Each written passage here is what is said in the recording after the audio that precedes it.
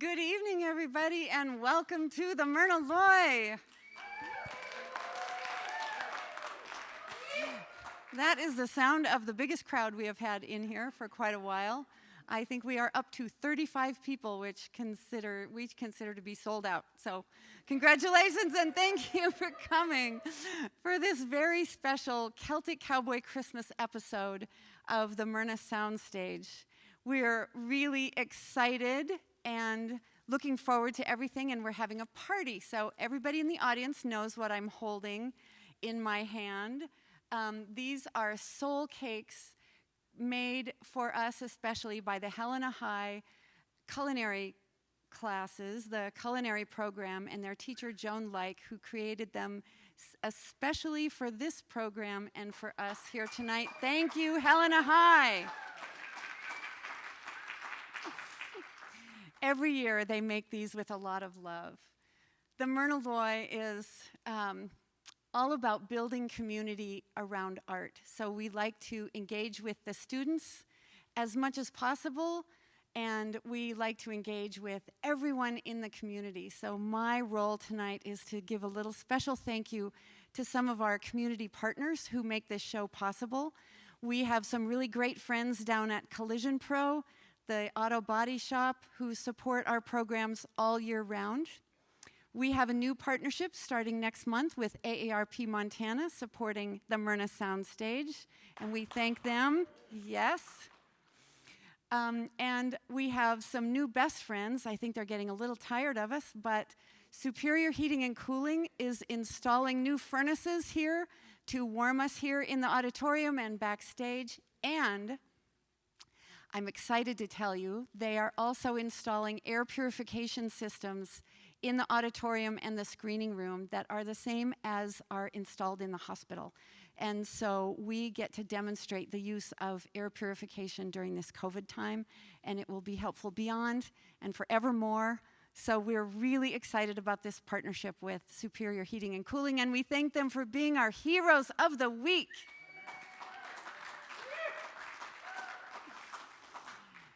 Speaking of heroes and community partners, I'm really excited to bring on stage John Dendy, who is our host for this evening. John, come up and make tonight get going.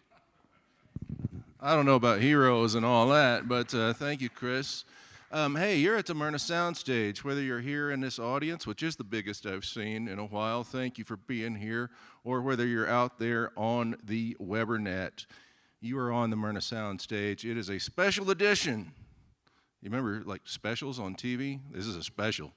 It is the Celtic Cowboy Christmas. If it's Christmas time in Helena, Montana, this place is sold out 2 nights running. All right? Nobody does that but these guys. All right? Hey, I meant to tell you how you can support the show. There's a new way.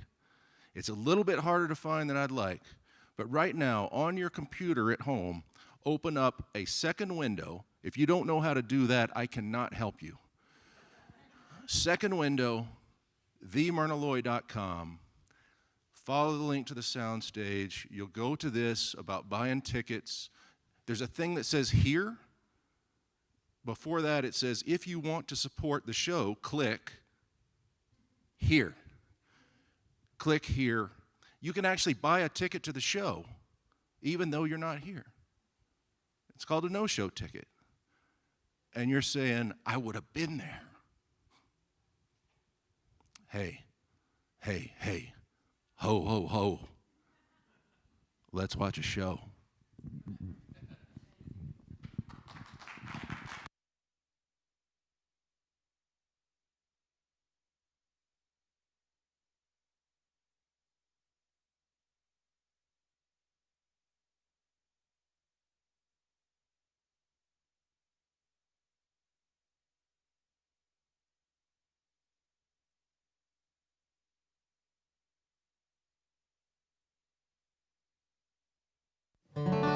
Santa never brings me a banjo. I can never understand why. Every Christmas Eve I see it in my dreams, and every Christmas morning I cry. Santa never brings me a banjo. I can never understand why. Every Christmas Eve I see it in my dreams, and every Christmas morning I cry. Santa never brings me a banjo. I can never understand why. Every Christmas Eve I see it in my dreams, and every Christmas morning I cry.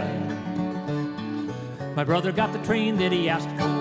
My sister even got a violin. How can he miss the one thing on my list in the letter that I sent to him? I told him how hard I would practice. Told him I would play so loud that high lonesome sound would fill up the town, make my parents so proud. But Santa never brings me a banjo. I can never understand why.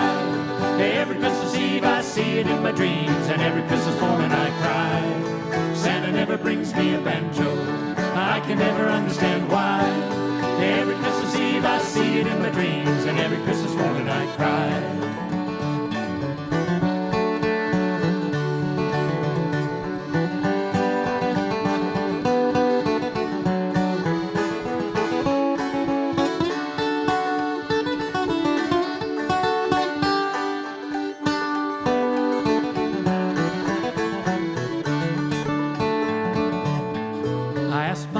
If they knew why Santa always makes me sad.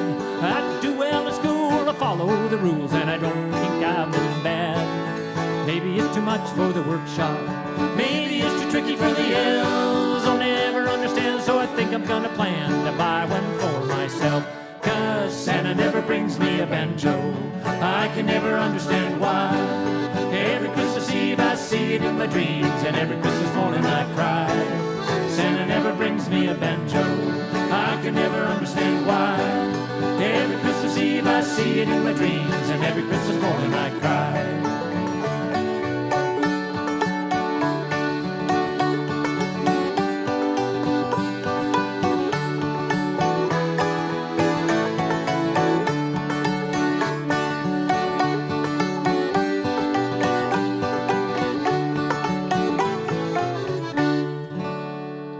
Santa finally brought me a banjo. I couldn't believe my eyes, for beneath the Christmas tree it was there for me, and now it's my parents who cry. Yeah! Santa finally brought me a banjo. I couldn't believe my eyes, for beneath the Christmas tree it was there for me, and now it's my parents who cry. Yeah, beneath the Christmas tree it was there for me, now it's my parents who cry.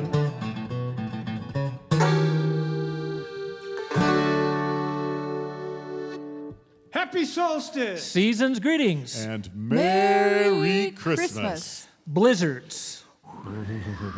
Black ice. Frigid winds. Breakdowns. Breakups. I didn't do it. You did too. Did not. Did too. And pandemics will not keep us from upholding tradition. Welcome to the Myrna Soundstage Celtic Cowboy Christmas Concert of 2020. We're so glad that you're here. We're so glad that you're in the auditorium, and we're glad that you're streaming. We're going to play some of our favorite songs from the last 25 years. Hope you'll enjoy it. So on with the show.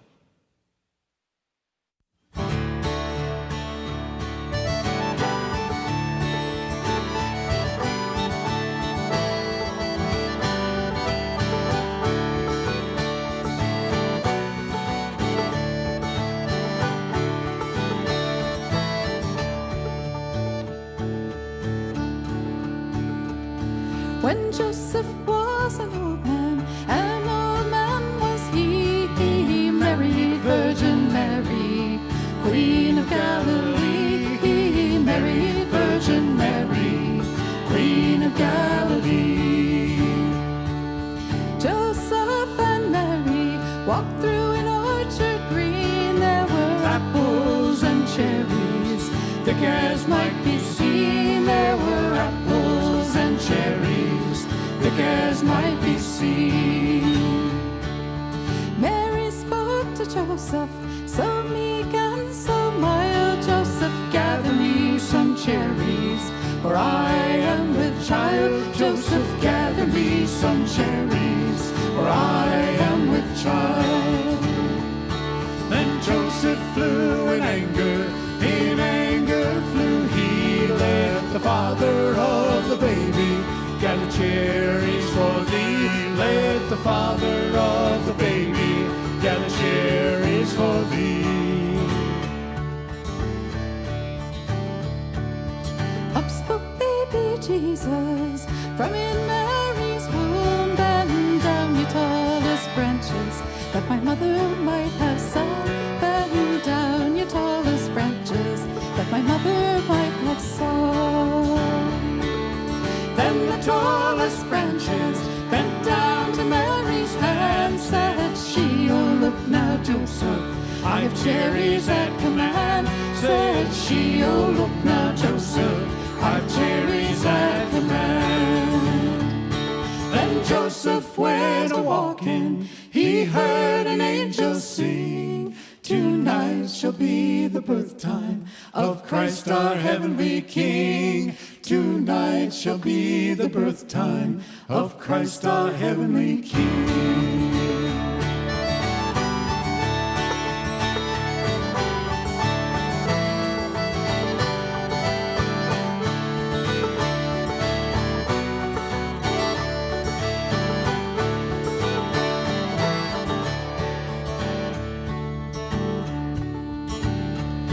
When Joseph was an old man was he. Mary, Virgin Mary, Queen of Galilee. Mary, Virgin Mary, Queen of Galilee.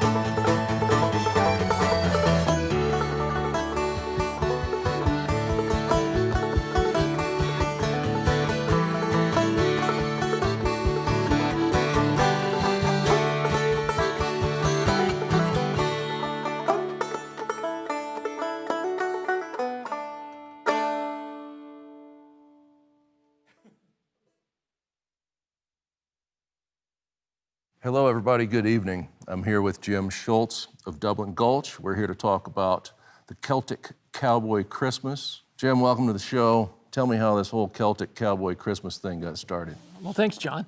Around 1995, I went to Bozeman, Montana to take in the Windham Hill Winter Solstice concert. And it's featured Phil Auberg, Daryl Langer, and Liz Story, Billy Oskey, and Triona O'Donnell. They were part of a group called Night Noise, and it was a spectacular show. Every one of those artists had their own solo spot, but what really amazed me was the ensemble work. They had gotten together and they had chosen songs that really meant something, and it wasn't your standard Christmas fare. It was more of a deep winter changing of the light solstice event. And I was transfixed. And I thought, if I ever do a production, I want it to be like that. I want it to be unique. I want it to honor the ancient roots of this particular holiday season. And so about 2 years later, I got a hold of my buddies, the Dublin Gulch guys, Tom Powers, Kevin McGreevy, and Mick Cavanaugh. I wasn't part of the band at that point in time, but I would sit in and sing with them every once in a while. I asked them if they want to be part of this production, and they said, sure.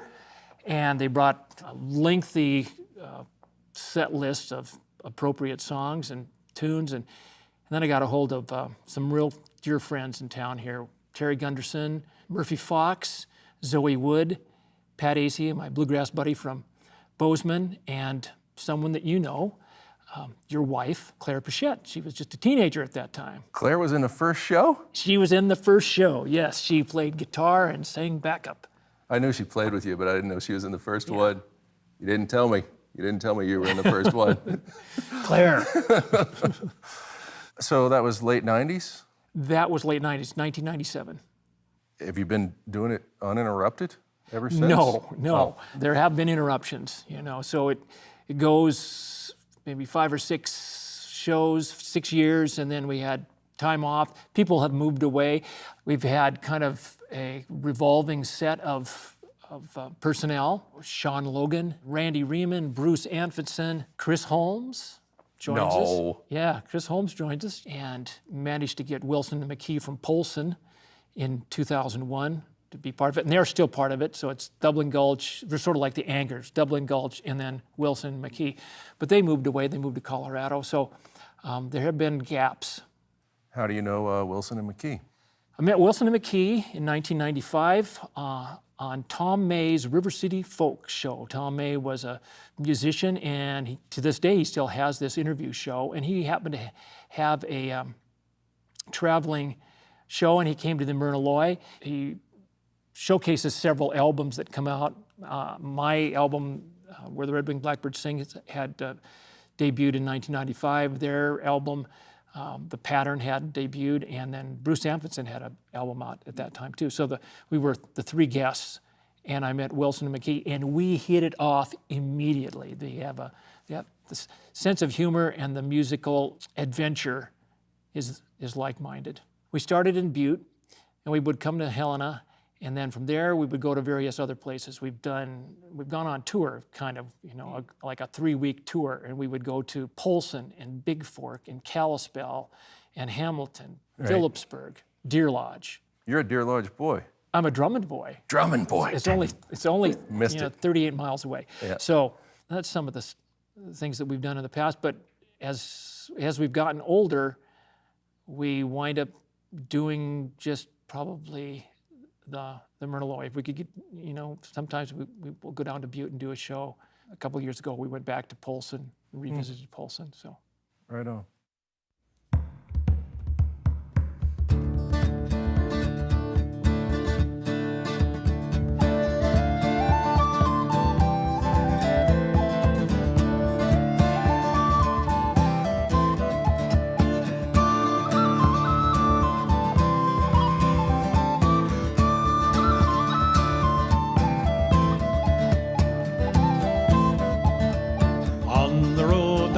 Glistening people stream from midnight mass. Friendly candles glowing, windows strangers greet you as you pass.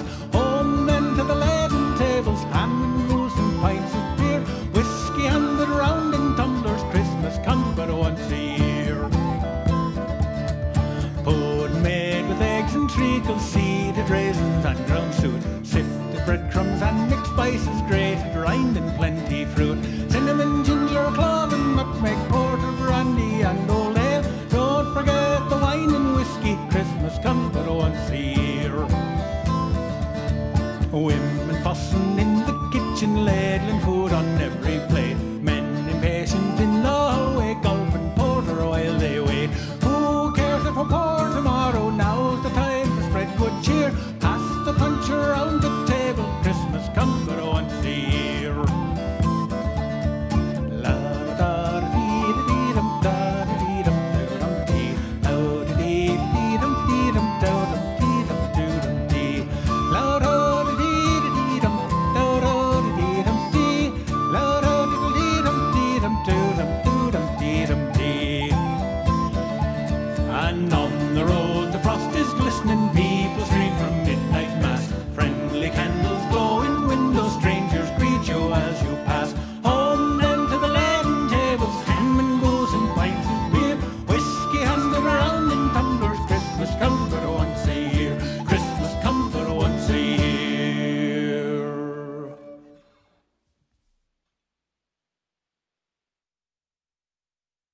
So you've done a lot of these shows, Jim. How do you keep it fresh? How do you decide what songs stay on the set list? Who's the musical director? Well, How do you make it happen? I'm the musical director, but everybody chips in. It's a real collaboration. One of the things that I wanted to make sure did not happen is that it would be a rehash of the same old Christmas canon that we hear every year. And not to say that that's bad. You know, everybody likes to go to the Nutcracker every year because it's tradition, but I wanted to make this something unique so that when people come here and they listen, they're going to hear instruments that they have never heard before, and they're going to hear appropriate seasonal music that's old, ancient tones, as I mentioned before, that they haven't heard before. We have at least probably 3 to 4 songs that we do every year. One of them is a Solon, and the reason why we do a Solon is because that kind of enters into the history of the soul cakes, and we serve soul cakes at intermission. So, What's a soul cake? soul cake is this shortbread cake that was made back in probably the 1500s, and on All Souls Day, children would go around and they would sing this song, and they would sing for the souls of the dearly departed. And All Souls Day is after Halloween, and it's basically a precursor to trick or treat. And so they would sing for whoever happened to pass away in this particular household, and in return they would get this little treat, this little biscuit.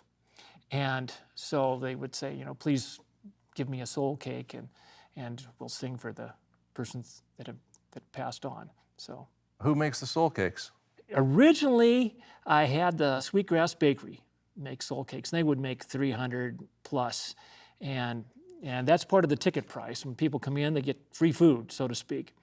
But I've included the Helena High culinary class because they always are looking for opportunities. Joan Like, who is the teacher there, is always looking for real opportunities for her kids to have real life experiences. And so they cater, they make, and they cater. And they make close to 600 of them because we have 2 shows. We have one on a Wednesday and another on a Thursday.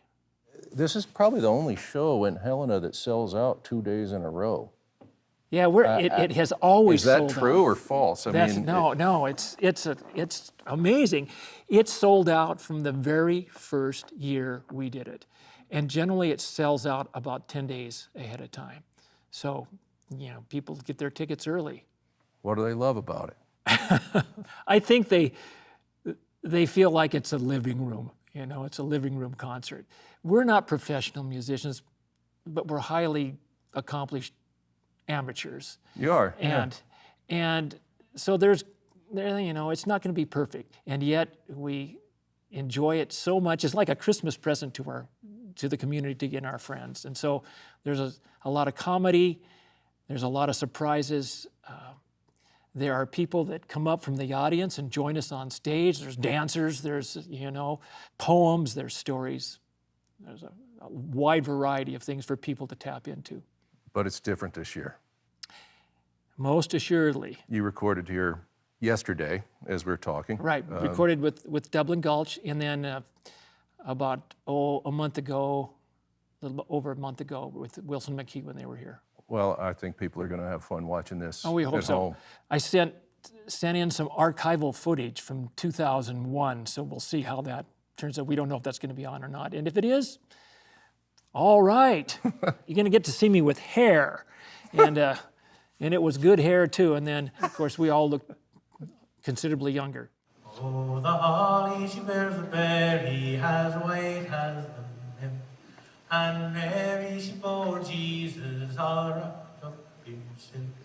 And Mary, she bore Jesus, our Savior, for to be. And the first tree that's in the green wood, it was the holly.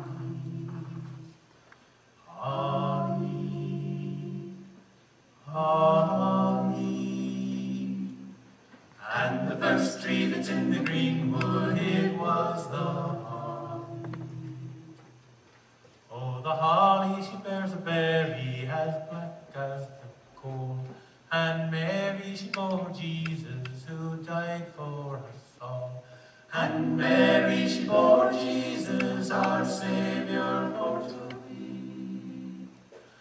And the first tree that's in the greenwood, it was the holly, holly.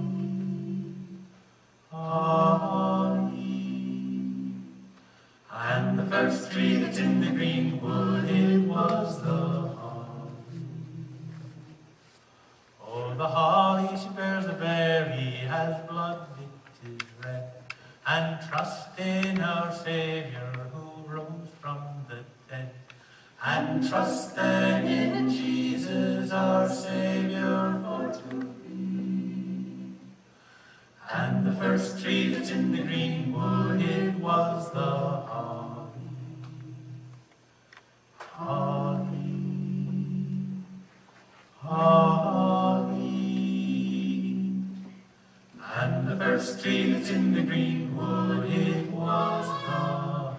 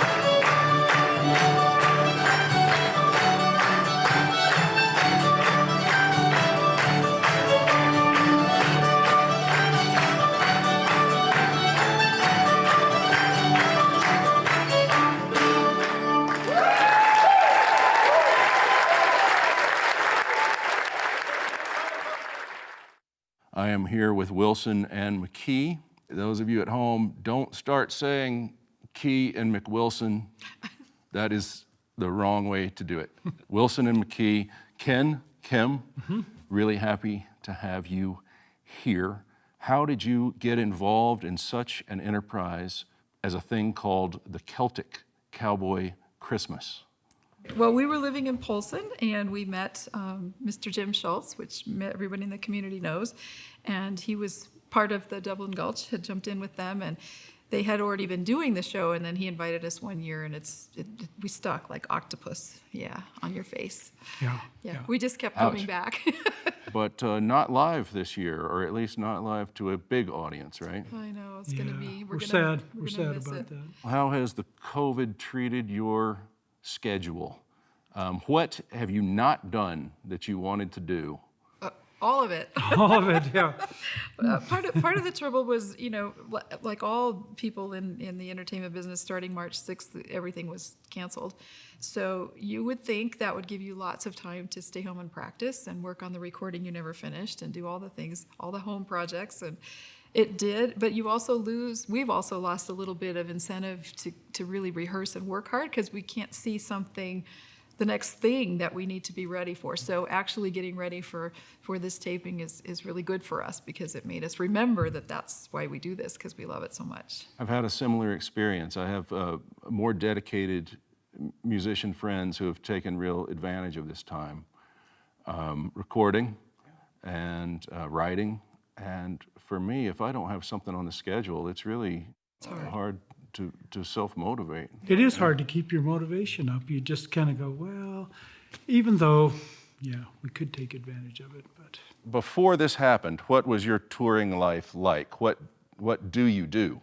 Well, for 30 years, we've mostly been involved in the arts market, which means working with state and local arts councils through community concerts and artists in the schools, just thousands and thousands and thousands of schools, and educating, because part of what our music is about education.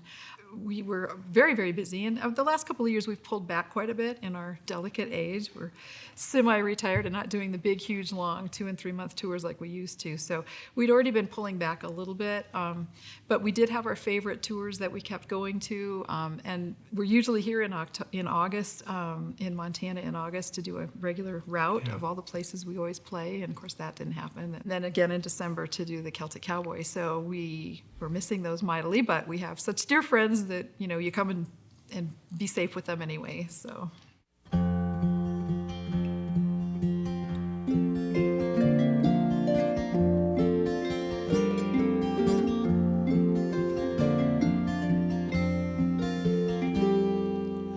Back of the winter is broken, and the light lingers long by the door.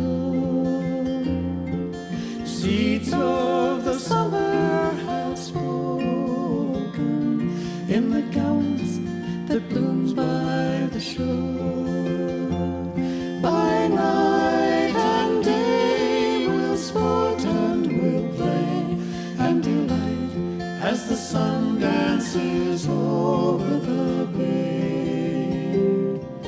Spring blows the breath of the winter away, and we'll follow the herring home. In darkness we've cradled our sorrow and stoked all our fires with fear. Bones that lie empty and hollow are ready for gladness and cheer. By night and day we'll sport and we'll play and delight as the sun dances over the bay.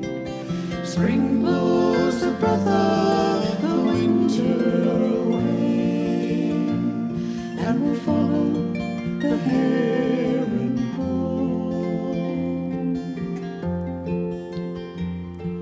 So long may you sing of the salmon and the snow-scented sound of your home, while the north wind delivers its sermon of ice and salt water and stone. By night and day we'll sport and we'll play and delight as the sun dances over the bay. Spring blows the breath of the winter away, and we'll follow the herring home. By night and day we'll sport and we'll play and delight as the sun dances over the bay. Spring blows the breath of the winter away, and we'll follow the herring home. And we'll follow the herring home.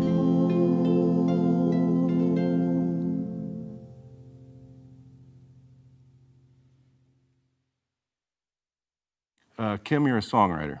Occasionally. Well, are you compelled to write? Do you have to try to write? Where do your songs come from? Early on, it was all about traditional stories from Ireland and Scotland, and I would either go there and visit and hear a story. The really best ones were somebody else's story that I got to tell. And even my tunes have a basis in a landscape or a story that I heard, and I try to make that come to life through the music. My songs always start with words. Melody comes second, which is interesting because I've been an instrumentalist since I was 5, so you'd think the melody would come first. But I always have a harder time going from melody to words than from words to melody. So if I have the poem and I have the idea and the story, then I can match that up with the melody somehow afterwards. But the best ones, and I really feel like the handful that I feel like were my best work were all at once. And they just came all at once, and that doesn't happen very often. So those are my treasures, because I didn't have to work so hard at them. The stories told themselves. You know, almost nobody does it that way. Most people start with the music. Yeah, I do. I mean, I'm Well, not I'm a a- prolific writer, but I start with music. Yeah. There is a challenge to making the melody match the story, so that you're not telling this kind of a story, but the melody sounds like you're trying to tell a different story. So there is a challenge that way. But I just write. I'm a writer. I write all the time. So I've got volumes of things I've written, and so those words come a lot easier to me than the music. What else do you write? Stuff. Poems. I try to do little stories for my grandkids. I write little kids' stories once in a while, just for my family. I do some poetry books that I give just to the family. So I have a strange brain that works with telling, weird stories with the short poems. She's got stacks and stacks of stories and poems and prose. And I have to say, it's all pretty darn good. And then some of it's great. Now, speaking of bragging about Kim, tell me about one of her songs that you particularly like, and what do you like about it? I have a lot of favorite songs of hers, but an interesting story is she wrote a song called The Pattern, which was all about the pattern knitted into a sweater so that a wife could identify, or rescuers could identify someone pulled from the sea, because the Irish Sea takes a lot of people. Okay, so she wrote this song about the pattern, saying you could identify that person. Oh, that's so-and-so from such and such a township or family, and they could tell by the pattern in the sweater. So that was one of my favorites, and she submitted that a few years ago to the Milwaukee Irish Fest Songwriting Contest, and she won first place with that song. Yeah, which was absolutely stunning, because they loved the tragedy, and it was tragic. And she put 2 songs in that year, and the second song she put in took second place. Whoa. So she rocked it. And those are both great songs, and to this day we still play them. We're going to do a song called 5 Round Moons. It has to do with the indigenous people counting time by the full moons, and a small child who doesn't understand that the trees look dead, but they're really not.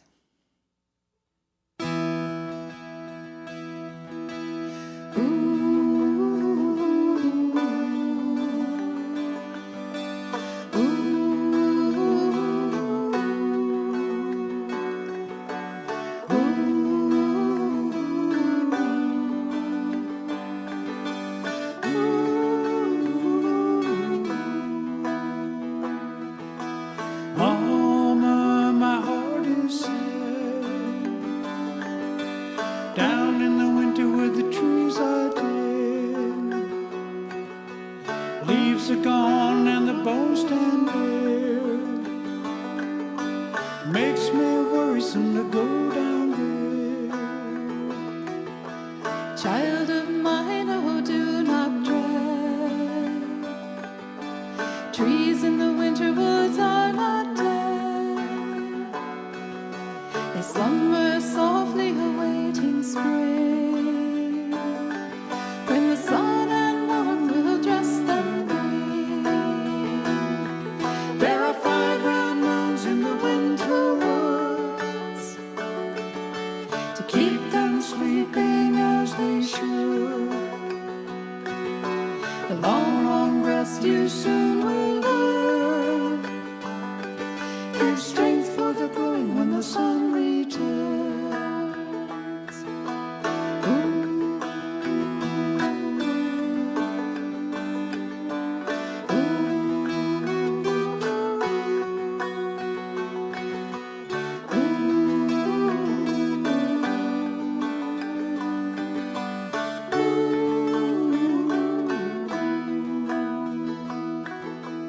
Mama, where has the warm sun gone?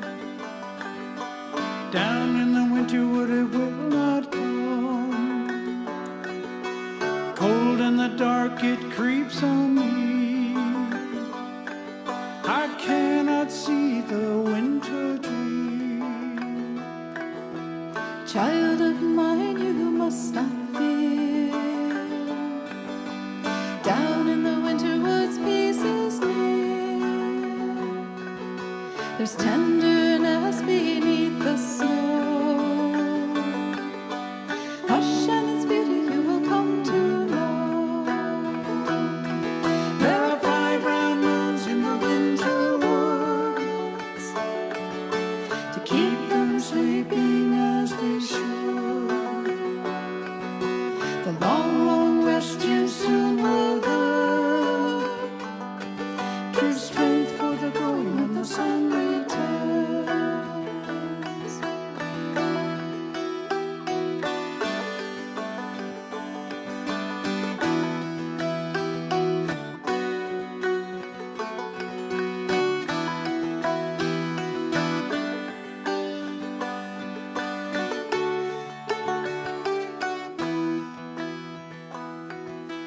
Winter woods have gifts to give, a time of stillness in which to live. The winter dreams are sheltered low, but in the heart with the soul can go. There are 5 round moons in the winter woods To keep them sleeping as they should. the long, long rest you soon will learn.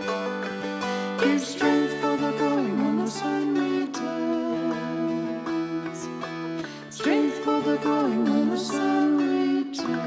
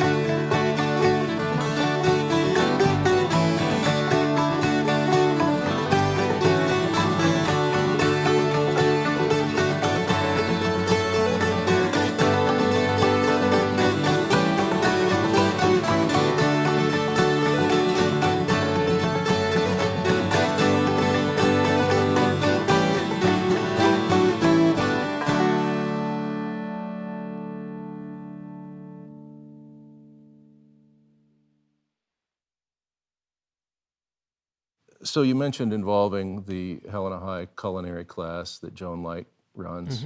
What other community groups have been involved over the years? Local Irish dance, Irish dancers have been involved since day one. And it started off with the Kerrigan dancers, and now it's the Tiernan dancers. And they're always looking for opportunities to showcase their talent. And of course, they've got a lot of Irish jigs, reels, and slip jigs to dance to. And that's part of it, makes that type of music much more enjoyable, because that's what it is, it's dance music. In years past, we've had people come up and polka. We've had some Western swing dancers do some stuff. One of the other things that we do as far as the community is concerned, besides having local community musicians, is that we support the Helena Food Share. Where I work. Where you work, absolutely, John. And rather than doing food, we'll provide some type of a prize. Last year it was mittens, handmade. We auctioned those off, and I think we made about $600 for the Helena Food Share. So, and I know that's not your part of the wing there. You're in charge of food, but there's a check that came through. Oh, we appreciate it. Yeah. Do you do Rockin' Around the Christmas Tree? No. Do you do I'll Have a Blue Christmas? No. If you came to the show, John, the only song that you would recognize is Silent Night. Oh. And we always sing that as the parting song. Well, that's a good one. Yeah. Tell me about how you pick the songs, and what do you like? What do you like that you've picked for this year's show? I spent all year long diving into the deep, deep, deep well of seasonal songs for the winter season of snow. And I really focus on Scottish, Irish, Old English, Old Appalachian tunes. There is an abundance of great music out there that just has to be rediscovered. A lot of people know it. The Seeger family has a huge collection of Christmas songs from Appalachia. I go into that and I start looking at their library, and I pull out Gene Ritchie songs. I'll pull out Woody Guthrie songs. Tom Powers is a wealth of knowledge, and he'll say, well, I know this one in particular. It's a great song called Christmas in Carrick. And there are thousands and thousands of tunes that just kind of have that ancient thread that goes back for centuries and centuries. And that's what we want to tap into, because there's something in our DNA that holds true to that. And also, there's always new songs with that ancient flavor. Kim McKee is excellent at it. And you bring in the harp, and everything sounds good on the harp. Can you tell me about one of the songs that you did this year that you haven't done before on one of these shows? That's great. We did a song that we haven't done since the very first show. It's called Bridget Flynn. And it's not really a Christmas song per se, but it is evocative of what it's like to be a bachelor living with your parents in the middle of winter in Ireland and longing for someone to be your sweetheart. There's some girl. There's some girl, Bridget Bridget Flynn. Yeah. Bridget Flynn. And of course, she doesn't have an eye for me. Oh. And so it's unrequited love. But we haven't done that since the very first show. And since this is kind of like a retrospective, we picked some of the songs that people have liked and that we've liked from years past. And that was one of them.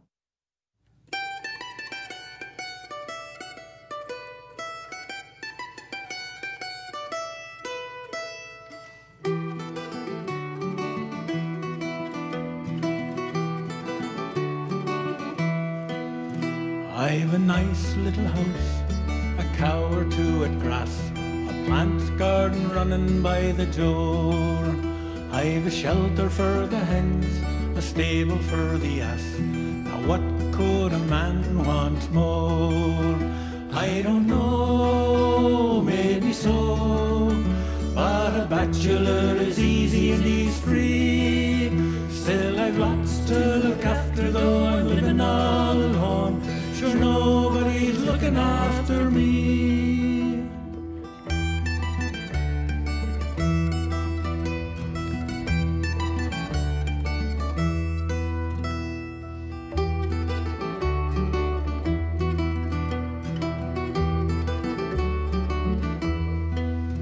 Now my father's often told me I should go and have a try to find a girl who owns a bit of land. And I know the way he says it, he's got someone on his mind, and my mother has the whole thing planned. I don't know, maybe so, but would mollify them greatly to agree. Now there's little Bridget Flynn, sure it's her I'd like to win, but she never has an eye for me.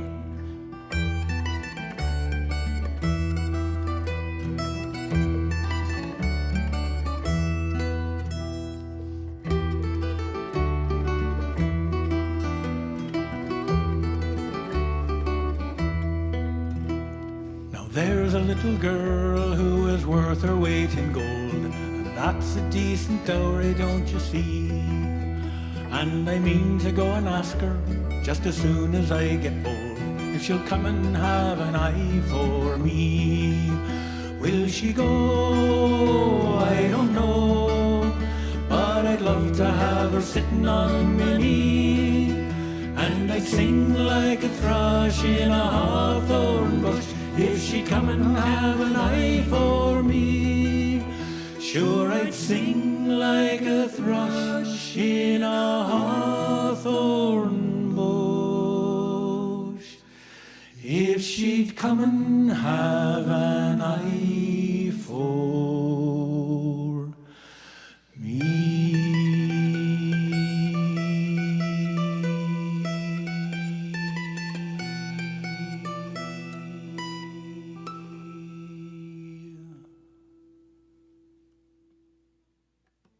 This is a Scots song, and this particular version is seasonal, somewhat.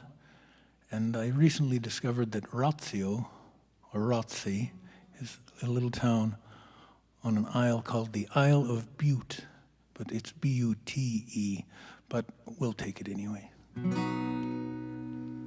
Well, one New Year's Eve in Glasgow town, when all we had was half a crown, a bunch of us thought we'd prowl around and find some fun in Rothsio. We wandered out Victoria Street, we didn't care much for snow nor sleet. And at 2:30 with aching feet we found ourselves in Rothsio. Did-em-a-do-a-dum-a-day, did-em-a-do-a-da-da-mo, did-em-a-do-a-dum-a-day, the night we went to Rothsio. Michael Kavanagh here, he's a bit of a lout, said he'd treat us all to a pint of stout. So as quick as we could we all set out for a public house in Rothsio. Says I, my lads, I'd like to sing, but says he'll nae do such a thing. I said clear the room and we'll make a ring, and I'll fight ye all in Rothsio. Did-em-a-do-a-dum-a-day, did-em-a-do-a-da-da-mo, did-em-a-do-a-dum-a-day, the night we went to Rothsio. Well, we had to find a place to sleep, we were all too drunk to even creep. And we found a place that was really cheap in a boarding house in Rothsio. We all lay down to take our ease, and somebody happened for to sneeze. And awakened 500,000 fleas in a single room in Rothsio. Did-em-a-do-a-dum-a-day, did-em-a-do-a-da-da-mo, did-em-a-do-a-dum-a-day, the night we went to Rothsio. There were several different kinds of pests, and they ran and they jumped inside our vests, and they got in our hair and they built their nests, and they cried, hurrah for Rothsio. Says I think we'll head for home, and we swore we never more would roam. And we're scratching still as we sing the poem of the night we went to Rothsio. Did-em-a-do-a-dum-a-day, did-em-a-do-a-da-da-mo, did-em-a-do-a-dum-a-day, the night we went to Rothsio.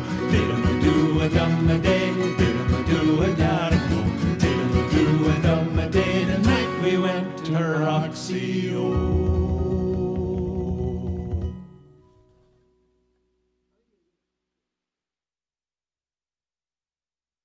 So one of the things we like to do here on the Soundstage is talk about weird instruments.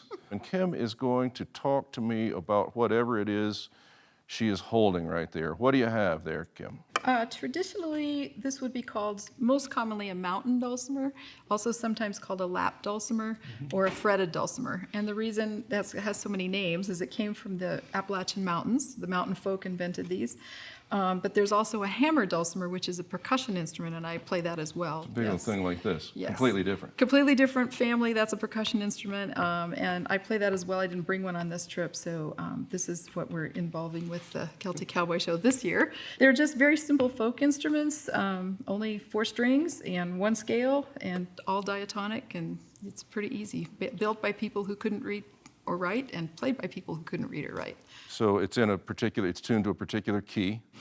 Yeah, well, and you have several tunings. You have modal tunings. So if you want to play in a different key, you have to retune everything, which is a little unhandy. And mine right now, I predominantly play in the Mixolydian scales because it gives me a full scale across all the strings, as opposed to the traditional way of playing where you only play on one string and the other two drone.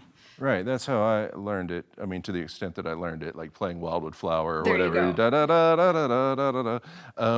But traditionally, you would just play the two strings that are tuned the same. Correct. Up on the high end, and the others are Yep. tuned to a drone. Correct, and actually the original tunings would be, the drone strings are actually tuned to the same drone pitch as the bagpipes. So if you were playing bagpipes, you have the chanter and then your drone sound, and these are set up to mimic that sound originally, the original version. And they would have only had 3 strings. You had 1 treble string. Okay. Later, they doubled those to get a little bit more volume out of your melody. Out of the melody, right? Right, right. And so, but you don't play it that way. You play it in a different way. I Tell do. us about how you play it. Traditionally, they would have had a quill, a turkey or a goose quill, and you would strum across. That's your plectrum, and you play only that, as you mentioned, the treble string. That would be a traditional way to play it. When I got my Hold the feather. Hold my feather. When I got my first dulcimer, I didn't even know what it was called, and I had no idea how to play it, and I was isolated, so I just found my own way to play it. I do a lot of finger picking, but mostly I use tapping, a tapping technique which is more of a guitar thing. So for instance, it would be, I can do something without my right hand at all.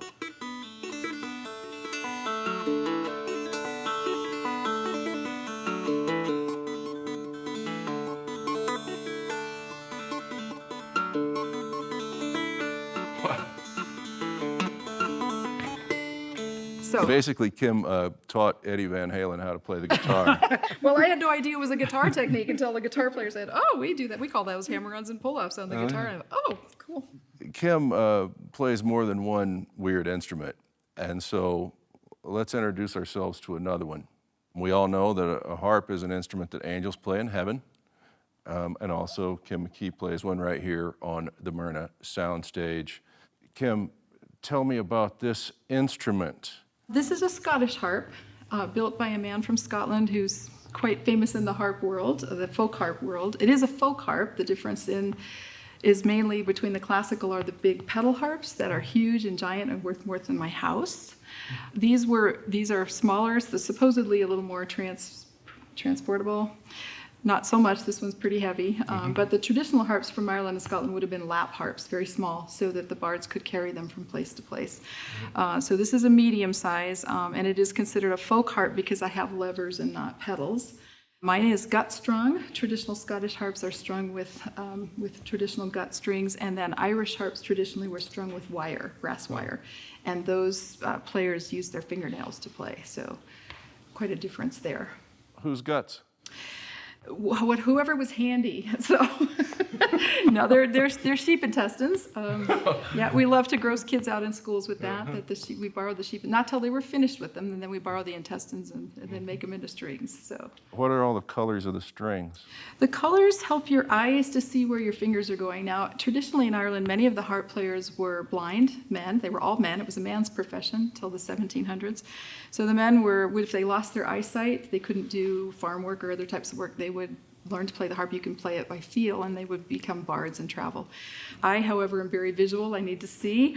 And the gut strings are all very transparent. You'd have a really hard time knowing the difference in lengths immediately. So the red ones are C notes, and the black ones are F notes. And it just helps me place my fingers within the scale.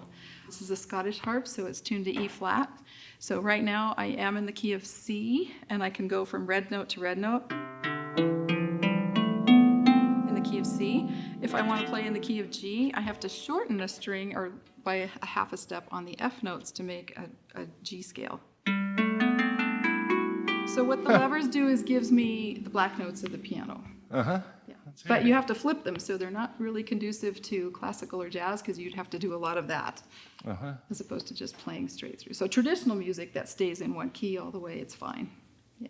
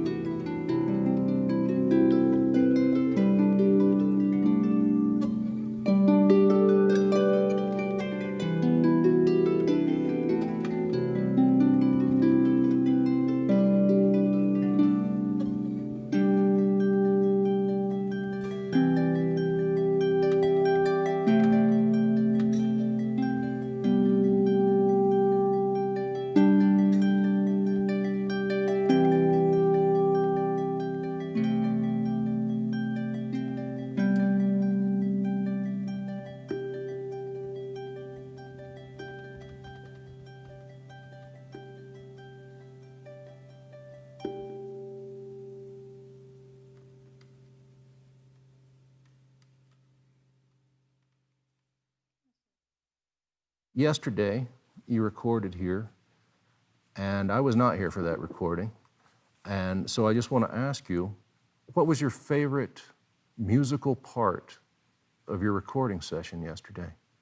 I think my favorite musical part of the recording session yesterday was when Lenny was setting up all of the cameras and getting the lighting button down, is that we just stood and sang a bunch of sea shanties. Everybody knows a sea shanty or two, but not everybody else knows that's part of the sea shanty. But it's easy because it's like a Baptist sermon. It's just you repeat whatever the minister says. And Call and response. Call and response. So we wound up doing that, and we had a great time. And then after that, we did our The real show. The real show, yeah. But of those, I think the one that I enjoyed the most was an old bluegrass standard called Christmas Time's a-Comin'. All right. That's the cowboy part of the show. Well, it's been a joy talking to you, Jim Schultz. Same here, about John. Dublin Gulch and about the Celtic Cowboy Christmas. And I do have a present for you. I noticed that you didn't wear your Christmas best. Oh, man. So I do have this present for you. I do expect you to wear it. And it just fits. It actually fits. I mean, I could put it on right now. Yeah, you should put it on. Okay. Because it's cold in here. Yeah. Oh, man. John, do I get to keep this? Sure. Yeah. Uh-huh. We've left the tags on to this point, so we could take it back to Target, but you can have it. John, I appreciate this. This has touched me deeply. Thanks for spending some time with us. I'm here with Jim Schultz of Dublin Gulch, happy to talk about the Celtic Cowboy Christmas. Merry Christmas, everybody. Merry Christmas. 1, 2, 3. Christmas time's a-comin', Christmas time's a-comin', Christmas time's a-comin', and I know I'm going home. Snowflakes are falling, all homes are bawling, tall pines are humming, Christmas time's a-comin'. Can't you hear them bells ringing, bringing joy to all the heathen singing? When it's snowing, I'll be going to my Montana home. Christmas time's a-comin', Christmas time's a-comin', Christmas time's a-comin', and I know I'm going home. White candles burning, my own heart's yearning for the folks back home when Christmas time's a-comin'.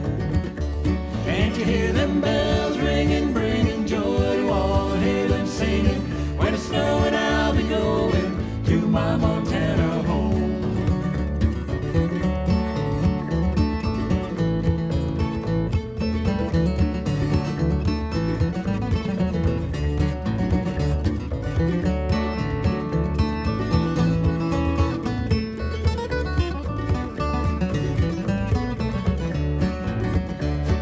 Christmas time's a-comin', Christmas time's a-comin', Christmas time's a-comin', and I know I'm going home.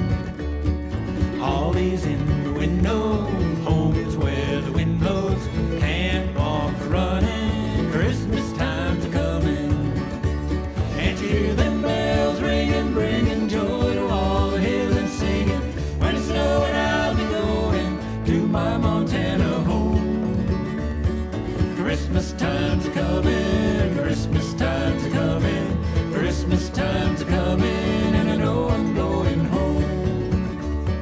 Christmas time's a-comin', Christmas time's a-comin', Christmas time's a-comin', and I know I'm going home.